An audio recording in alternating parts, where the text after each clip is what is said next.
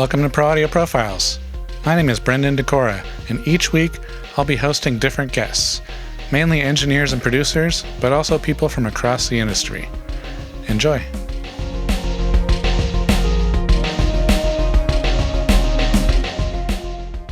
On this week's show, we have Jeff Weber.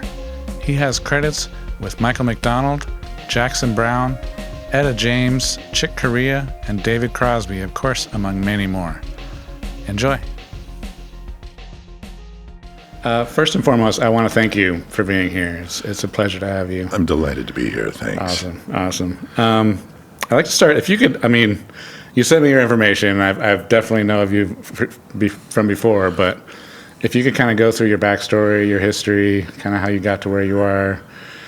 Sure. It may take a while, but that's okay. Oh, okay. After college, I had no idea what I wanted to do.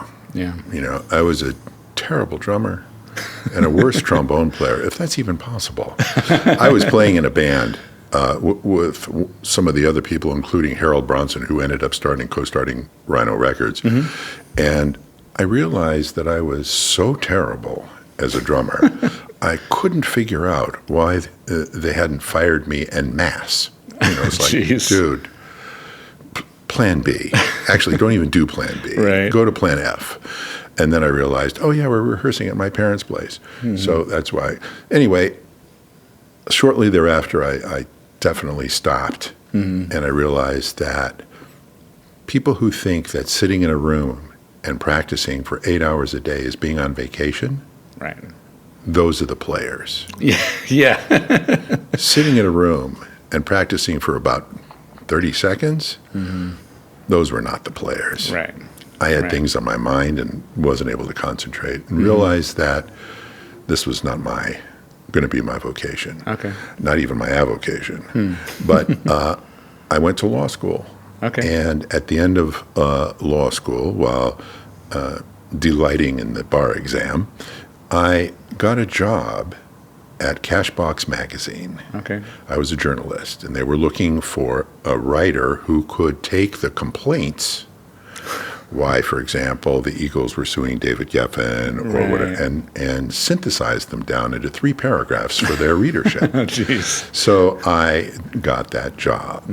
And those were the days when nothing was electronically done. So there was a chart department where, you would have a bullet, you'd raise up. And so the guys in the chart departments were considered gods, because if you wanted to have an increase in sales, you catered to those guys. Right. And they were wild. And the groups would have breakfast delivered, clothes delivered, all sorts of the swag that you might imagine. Yeah. Meanwhile, the editorial guys, those guys were in the basement. Yeah. The actual guys that did a story. Right. And at one point, the editor came up and said, I want you to do a story on this company called Diskwasher in St. Louis. Diskwasher was a record care cleaning company. Okay. And I've seen their products. Right? Yeah. And so they had like stylus cleaners and brushes. Yeah. And I was a bit of a jerk. And I said to the editor, so what? Did they take out a big ad? Is that why? Because I can't see the news value in doing a story on a record care cleaning product. Right. And he said, well, here's the news value. Yeah. You do the story or you're fired. So I guess they took out a big ad. Right. But needless to say, I really hit it off with the guys in the company. And so we became friends, and, the story was the story, and Diskwasher was, at that time, the leader in that type of market. Yeah. And so later on, I started listening to the records that were coming into Cashbox. They were terrible.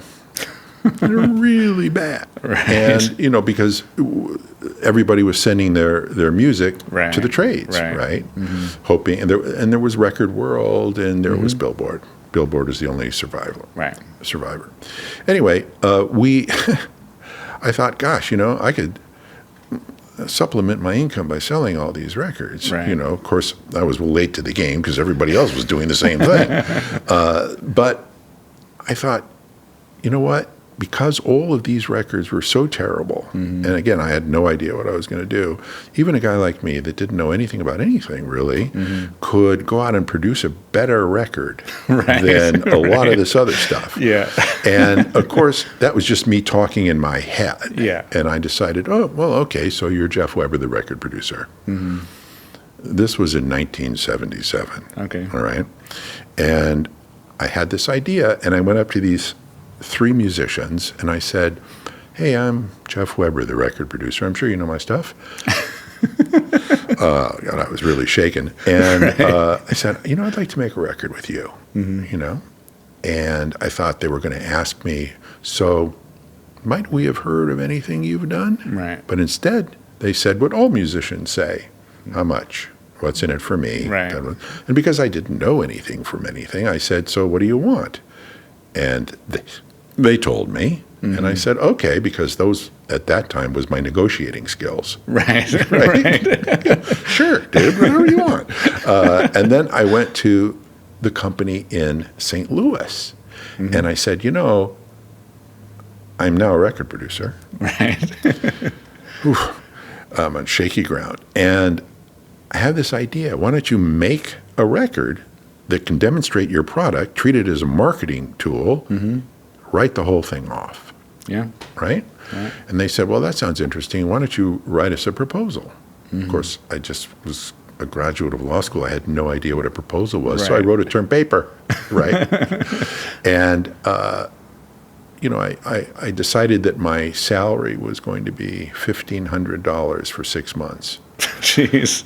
See what I mean? Yeah. Quite a proposal. Oh my God.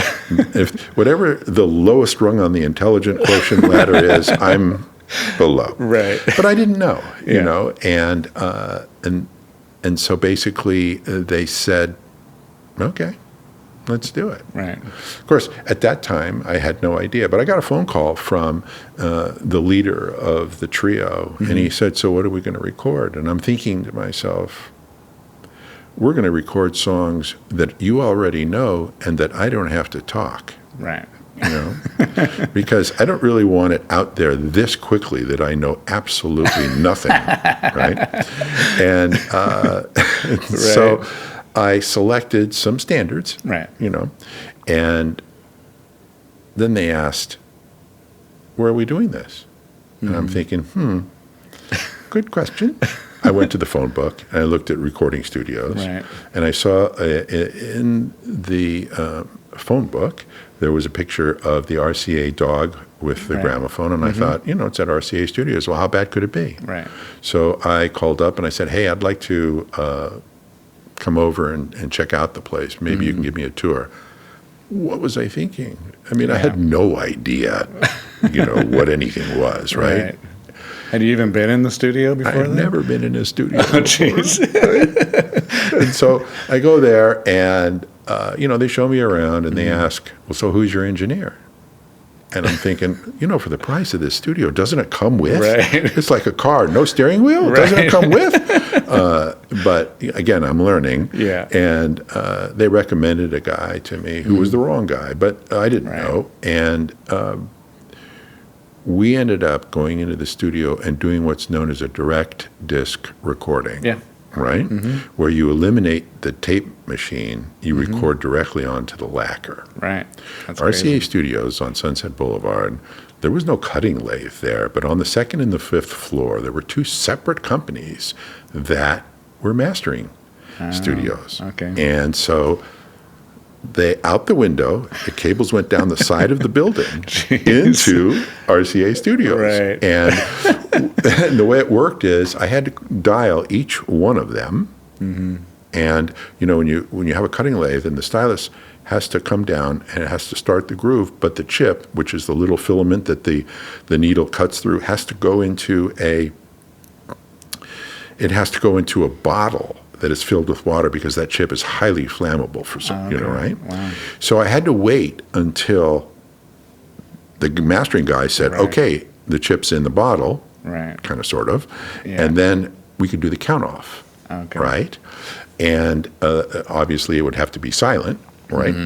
And the way it worked is if you would do the whole side at one time. Right. And anybody that made a mistake during that time, we basically have to trash the lacquer, do it again. Right. Do it again. And then because it was on a lacquer and the filament is kind of malleable, we knew that the dynamics would start to, instead of going like this, they would start to, so we had to stop that process. And that's why we had to go fly that night to New York to a plating company and have the lacquers dipped and, stop that. Right. And then I went to Japan the day after because that's where the best, discs were being manufactured, 180 gram, really great product. And so that was the process that I did for every record. And it was an amazing process because it really sounded dynamic, and we got a few Grammy nominations for these people, and it was great. By the way, the trio was Paul Smith, Ella Fitzgerald's piano player for 30 years, Ray Browne, one of the greatest jazz bass players of all time, and Louis Bellson, the drummer's drummer. Yeah. And so I turned the record in, and they said, well, maybe we should do 2 next year. And I'm thinking, oh, what's happening? Right. I'm still living at home. I called You made $1,500 in 6 months. Right. I didn't know, you know. I called my parents, and my mom answered, and I said, I'm not really certain as to what's happening here, but I think I might be in the music business, right? And I heard this, there was a pregnant pause, and my mother said, you're an idiot. And I go, this cannot be my parents, I called back, and my father, who was a very prominent attorney, and one of the reasons why I went to law school, said, hold on, didn't even want to talk to me. Yeah. And, of course, he comes back in a second or two and says, your mom thinks you're an idiot. The post office is hiring. Right. So it's like, that's all the confidence that I need. Anyway, so I started doing these live recordings, and I realized the coolest part about doing a record is capturing that performance, not manufacturing it, but capturing it. Right.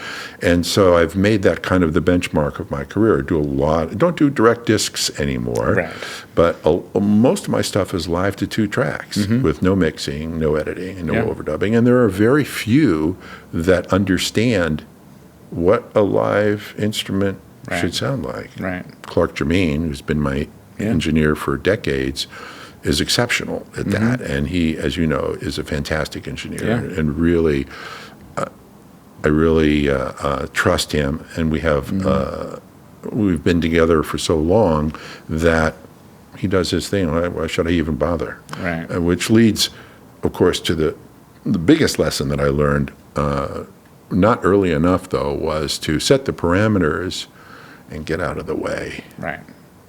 Hire the best players. Absolutely. Let them do their thing. Well, that's what a great producer does. You know who to hire. You know where to go. You know the process. You don't need to assert your dominance. Absolutely. It's baloney. For sure.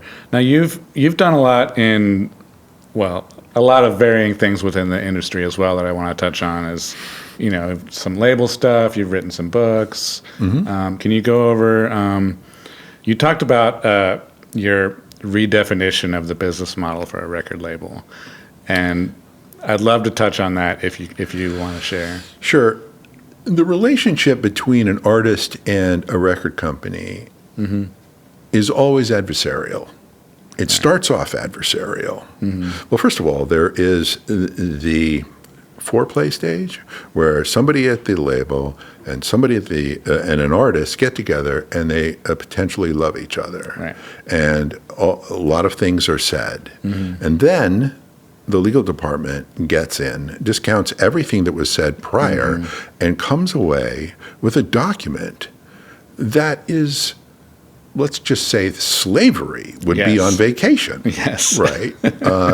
I recently was working on a deal for Sony, And Sony has this amazing contract where it's 2 columns and it's like 6-point type. So you right. know, need a magnifying glass. And I realized there's not one thing in that contract that obligates the label to the artist. Plenty of things that obligate the artist to the label. Right. And a real interesting story about this is that I had a client, Sony was interested, and I'm going to mention names. Sony was interested, and so the foreplay stage, the guy from Sony said, "Now you understand that every single person in this office is going to work exclusively on your artist's label." What? And I said, "Time out.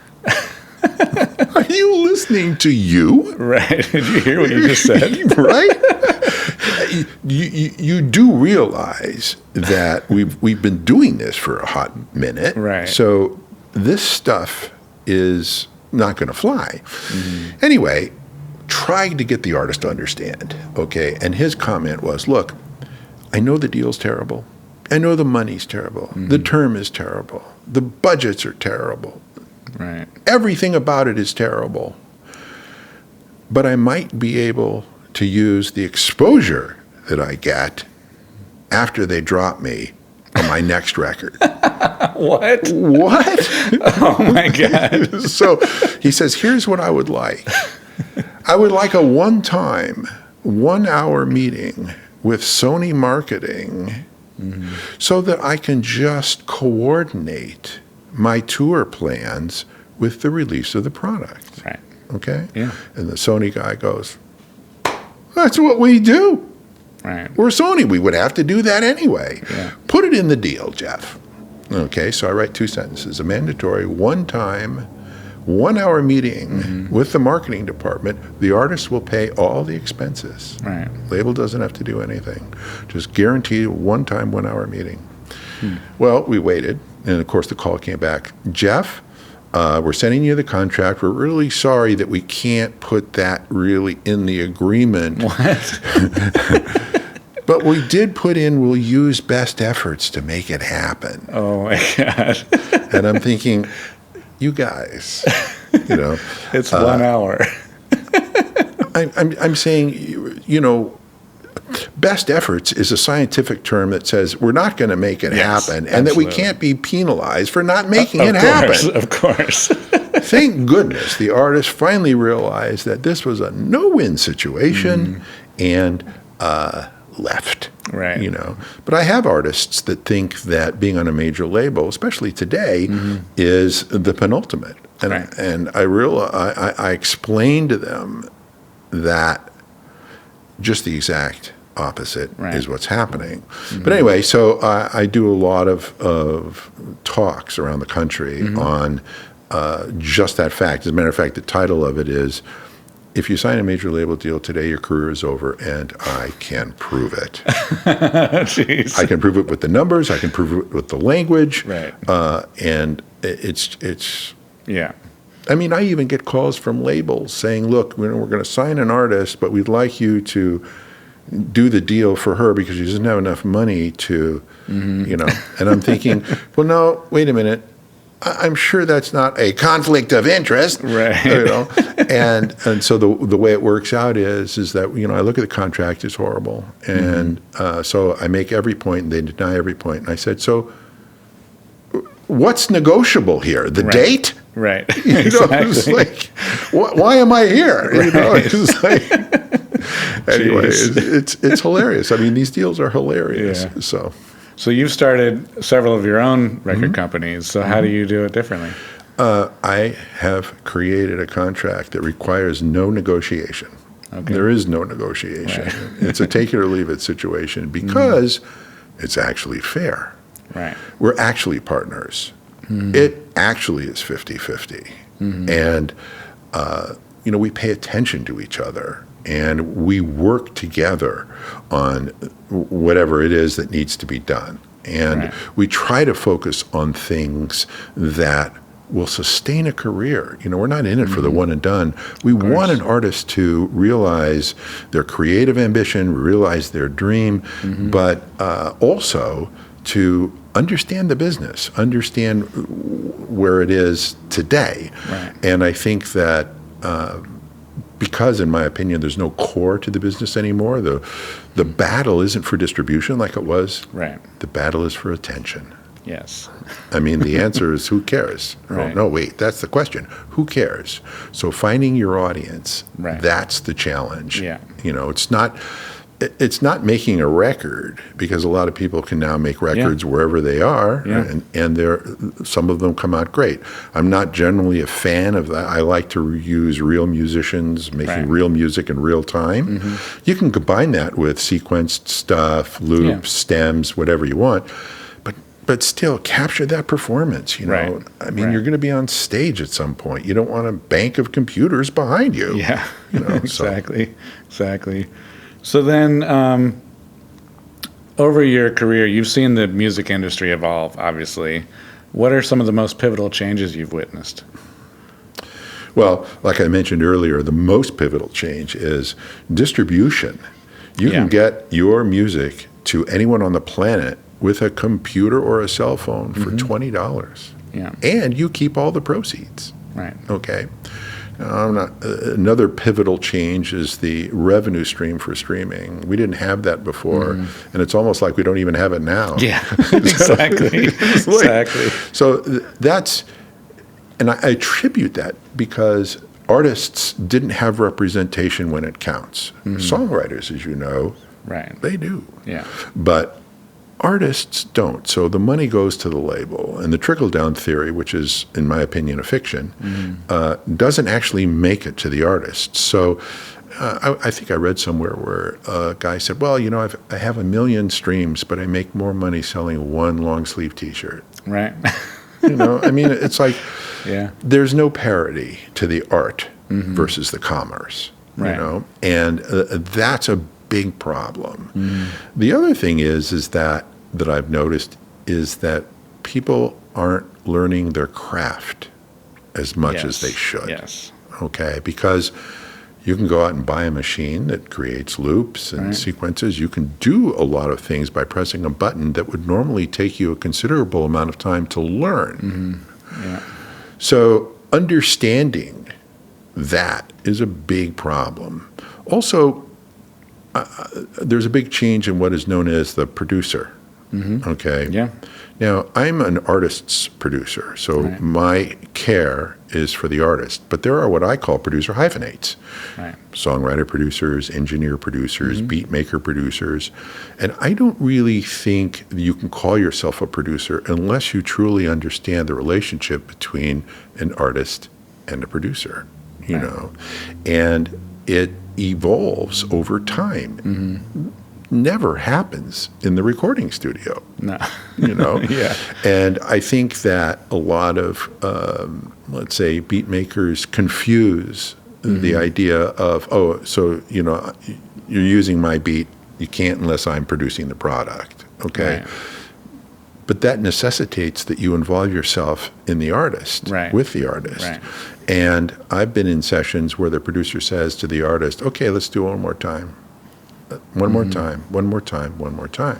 Right. So the artist is now thinking, what else are they going to say? But yeah, sure, okay. Right. But they're thinking like, what should I do? How can I, and I kid a lot by saying, what is the worst sentence in the music industry? And that is, hey, Tom, here we go, take 37. This is the most debilitating sentence in our industry, because the vocalist is thinking, didn't I nail it on 6? Right. I thought it was really emotional on 13. You can only use one of them. Like, what? Don't worry, we'll make a comp. That's another terrible phrase, Right.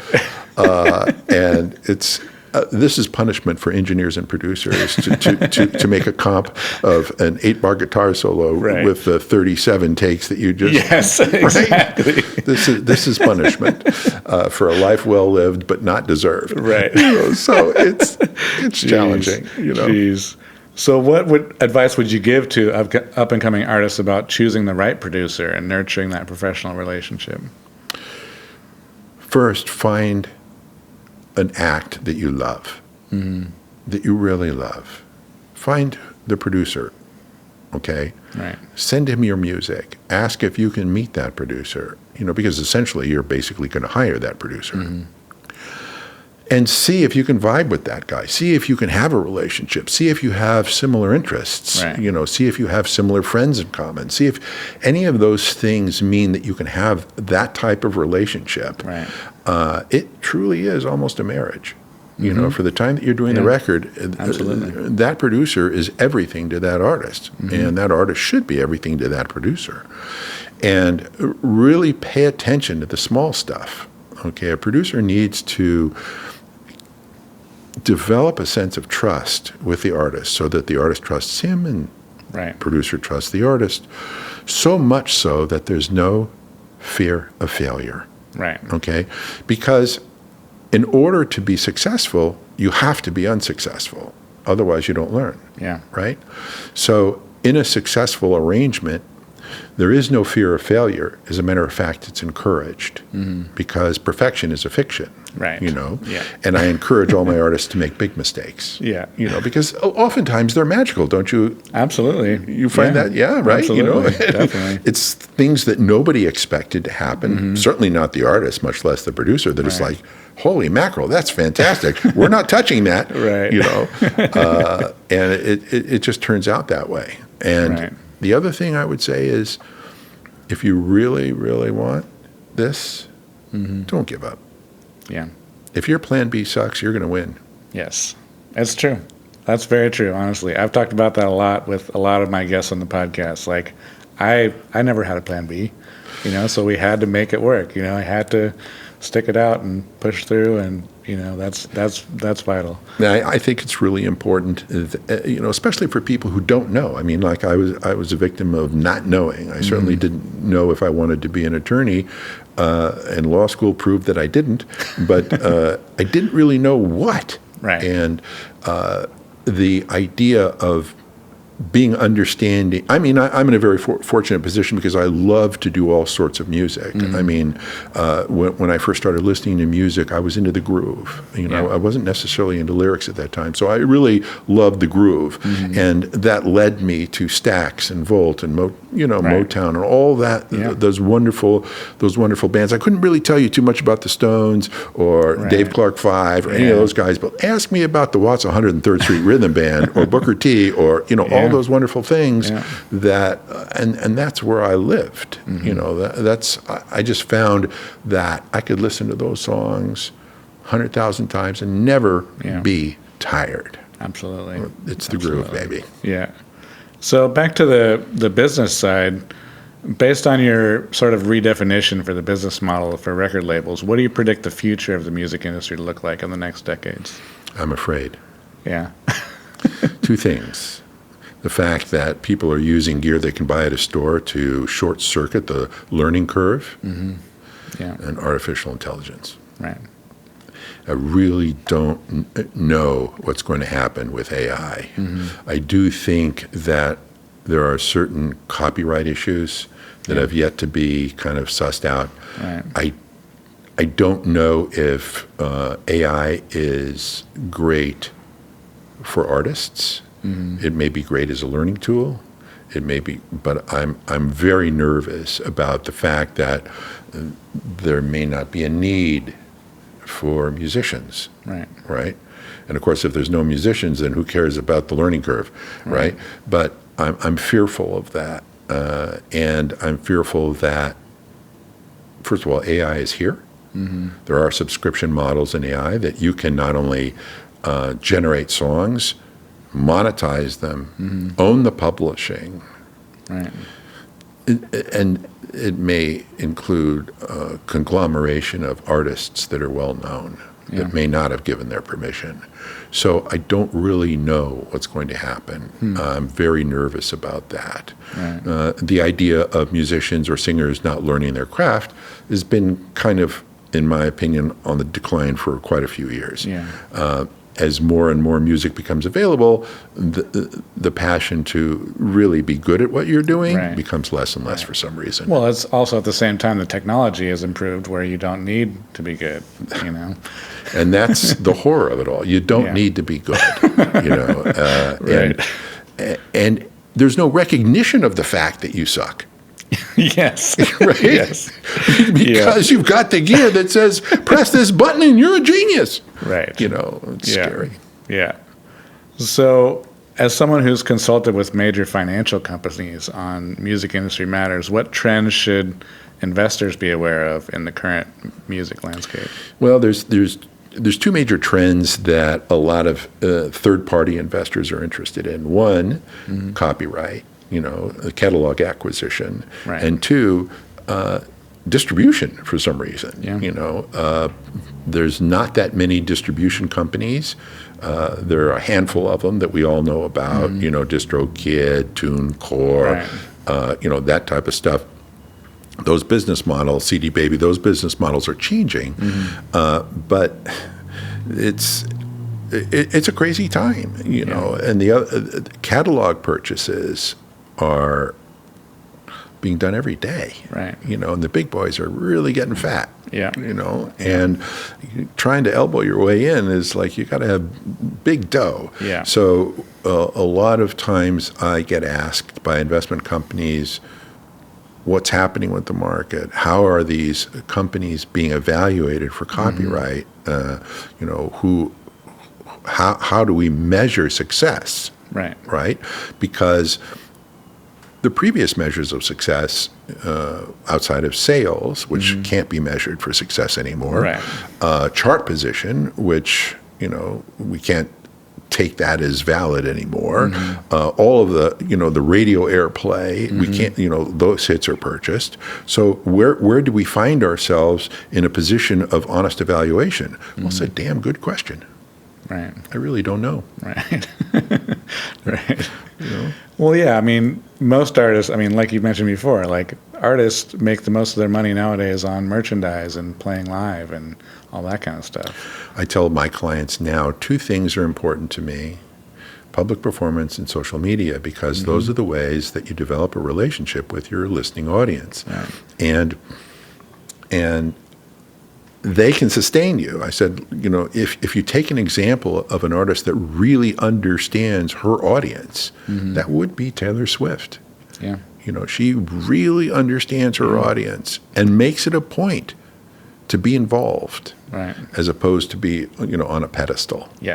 And I think that is the lesson. Be engaging, be engaged. And obviously, mechanisms have arisen to kind of propel that, which is the subscription-based model, Patreon, all of those things that you can relate to an audience and develop an audience. But my philosophy on those type of things is understanding that nothing can be done in a vacuum anymore. So in other words, let's say you got a gig on Friday night. That's great.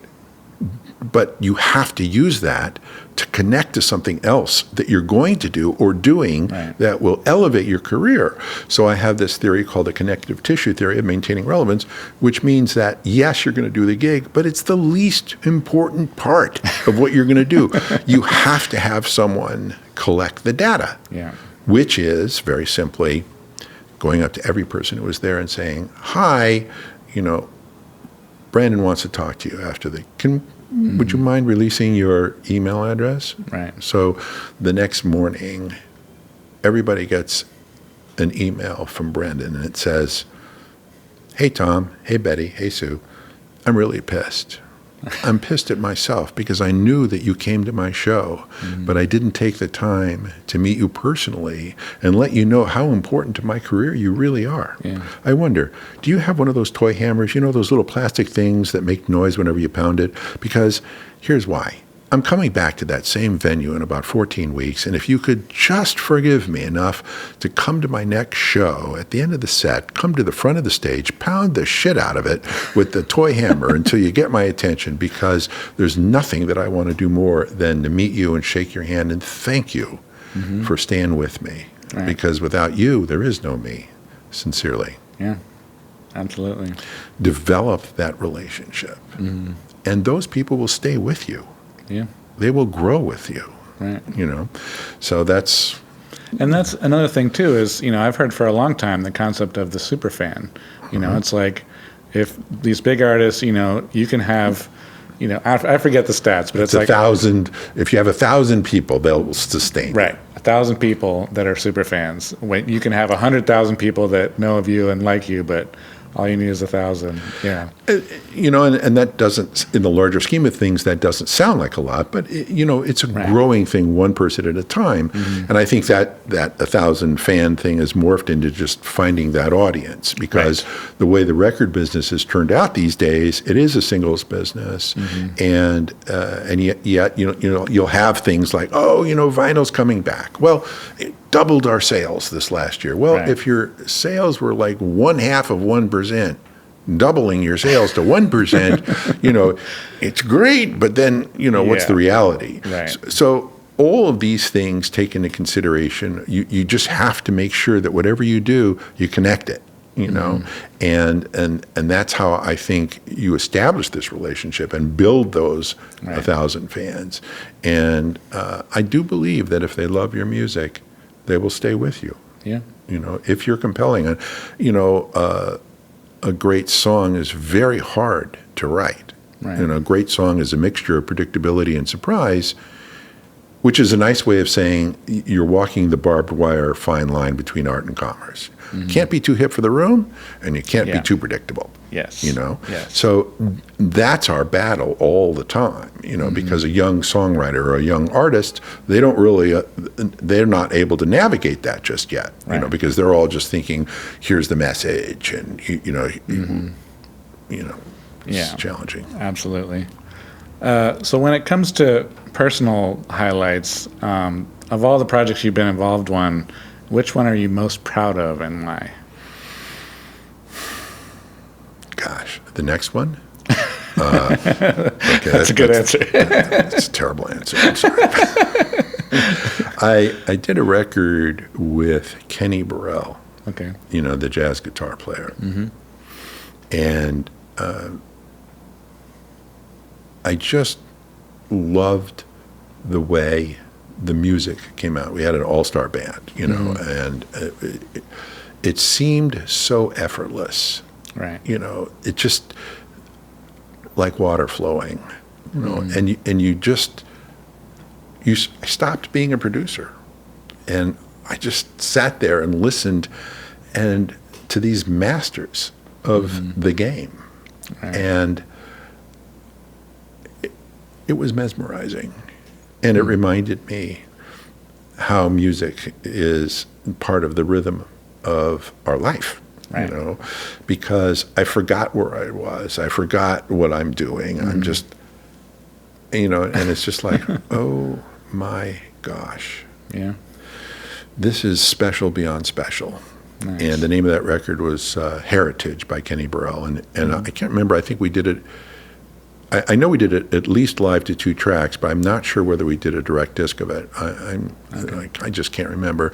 But I just remember that that record was amazing. And the other thing the other record that was striking to me was a live 2-track version of a record that I did with Tony Tennille. Okay. I had this idea of doing a large ensemble, doing standards, and Tony, who had a really great voice. This was way before Linda Ronstadt did it with her. This was my idea. And she went to her label, which at that time was Columbia. They hated the idea so much they dropped her. Her lawyer thought it was a terrible idea, that she should be doing, what she's been doing, And her husband decided, the captain, decided that he wasn't going to be involved at all. He thought it was So we set out to raise money. Turns out that Rumbo Recorders in the Valley in Los Angeles was owned by the captain and Tennille, so she would make an appearance there every once in a while, and the insurance company guy for the studio brought in potential investors. So I ended up asking 10 investors for $10,000 each, and we did 22 songs in 11 hours. What? Live to 2 tracks. Well, live to 2-track, of course. Right. Yep. Sammy Nestico is the arranger. Jeez. And, Paul Smith and, all the Yo cats of that time. And when we were finished, she started to cry. Now, remember, this woman has tremendous success, right? Yeah. She started to cry, and she leaned over and whispered, at least now that there's something I can be proud of. Jeez. Nice. That was a moment. Awesome. That's awesome. I just want to take a quick break and tell you about my free guide, The Art Method, the Advanced Recording Toolkit. In it, I share the details of how you can get pro studio results from your home studio. I've believed for a long time that it's the cooking, not the kitchen. If you can learn some of the advanced methods for getting great results in the studio, you can do it in any studio. I skip the basics and dive into the more nuanced info you need to level up the quality of your home studio recordings. Check it out now at brendandecora.com/art. And now, back to the show. Can you share a particularly challenging moment in your career and how you overcame it? Well, the thing about it is that making music is an inexact science, regardless of how much preparation you do. Right. And so if you have an artist that has a particular, I guess the most challenging moment is just making sure you understand the artist or the people that you're dealing with, right. Because if you don't, things can go off the rail. And this taught me a lesson about tone, okay? And I'm not talking about musical tone, I'm talking about the tone of a session, right? Okay? Because, I have an artist who I adore, and we've been working together for 25 years. She's a fantastic singer and was a part of a multi-platinum selling group, R&B group. She doesn't do compliments, okay? Now, when I say that, if we're in the studio and she does a great performance and I say, wow, that was fantastic, her answer is always the same, whatever, Okay. So now I'm thinking, oh gosh, what do I say? How do I say? So the next time we did another track, and she's magnificent, and I pressed the talk back button and I said, so, is that it? Is that what you got? I mean, you brought us all here, and this is the this is the shit that you're delivering. Right. And it went on. I just kept going and going and going, and finally she caught on, and but those moments where you have to understand your artist, I think, are the ones that take the most time. And I think if you set that up, and just to give you an example, setting the tone, because I like to do things with the musicians live, and there's a certain trepidation, right? You don't know what the charts are going to be like, you just sign on to do the record, blah, blah, blah. And, but I want to set the tone, and usually most of the people know each other, right? The musicians, they'll know each other, but if they don't, I happen to know that two of the musicians that I like to use a lot like wine, so once in a while I'll put a bottle of wine near their chairs, but to let them know that I'm a sophisticate, I tape a straw to each bottle. So when they come in and they see the bottle and they see the straw, they start cracking up. Well, that sets the tone. Yes. And so everything from that point is great. Yeah. Even the mistakes are great. In other words, nobody gets upset. Or, it's just a very familial type of nurturing environment. Yeah. If the producer is having a difficult time with the artist and is walking on eggshells, everybody knows instantly. Yes. And you don't know what to say, you don't know what to do, you don't know. That's not a great way to make a record. Right. Okay? And so I'm not sure I'm answering your question. No, but it's great, yeah. But I think that a lot of producers don't understand how tone is so crucial. Of course, if you're sitting in your bedroom with just you and your computer, tone is irrelevant, I suppose. Especially, but if you want to set the tone, smoke a joint, I guess. I don't know. Right. So when it comes to the books that you've written, they address the quote-unquote lies of the music business. What inspired you to write these, and what misconceptions do you feel are important for newcomers to understand?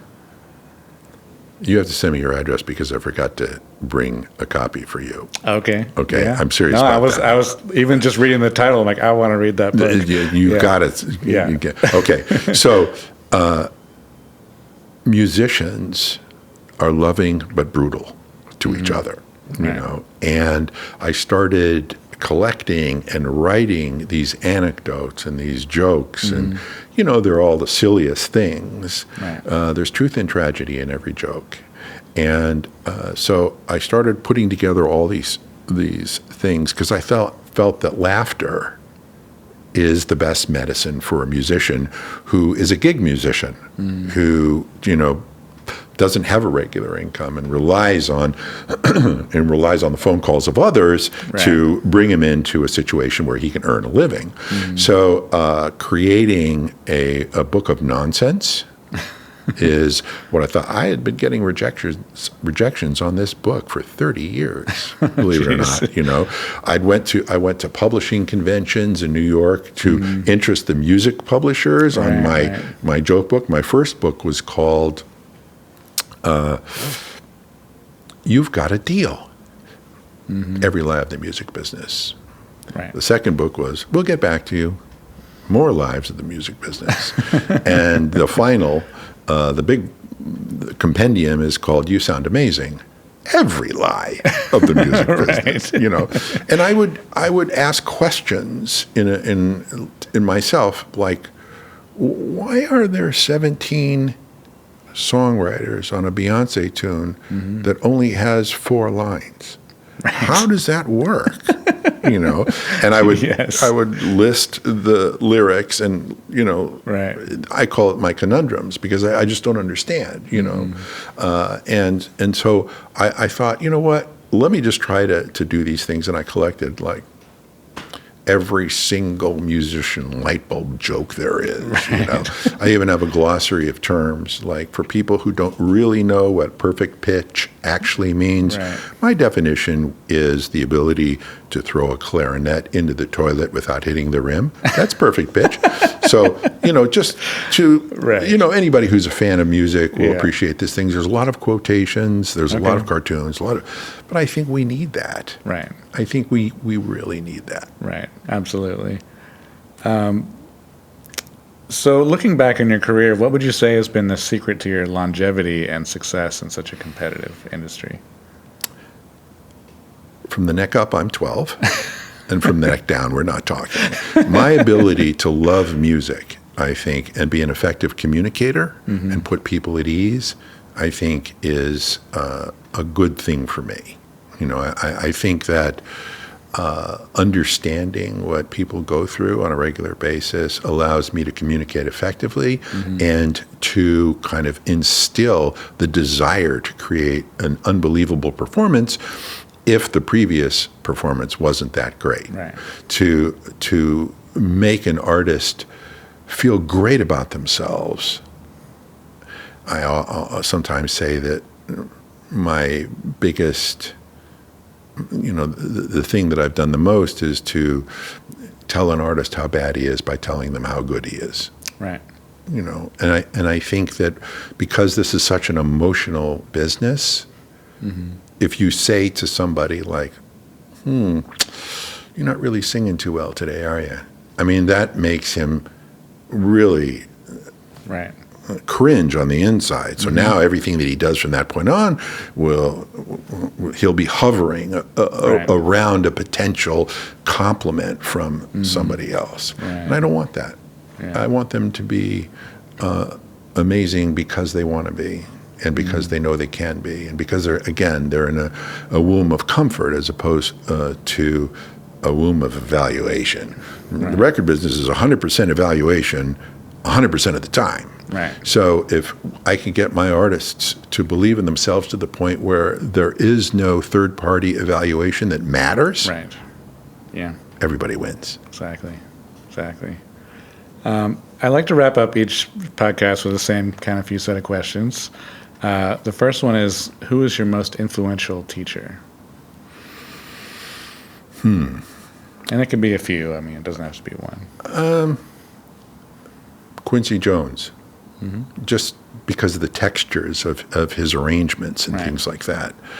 Doug Sachs and Lincoln Mayorga Doug Sachs was owner of the Mastering Lab, Mm-hmm. and he had an audiophile record company called Sheffield Labs, Mm-hmm. and I kind of bamboozled my way into being a gopher. Okay. And he basically taught me how to listen. Right. He would say things that, the speakers are going the wrong way. And I'm thinking, you're listening and you can tell where the speakers are going the wrong way? Well, I didn't realize what phase was at that time, so things were, but he and Lincoln were so on it. Yeah. And Sherwood Sachs, the guy that created all the electronics, those records were stunning. And I later was able to make a couple of records for Doug and Lincoln for the Sheffield label, but they were really terrific. Alan Sides was a great teacher in his own way. Yeah. I think that he always called me Buddy, but of course he called everybody Buddy. Yes. Yes. But it was interesting to listen to him talk about things, and these were people that I respected when I was just doing my. Alan was my first engineer. Yeah.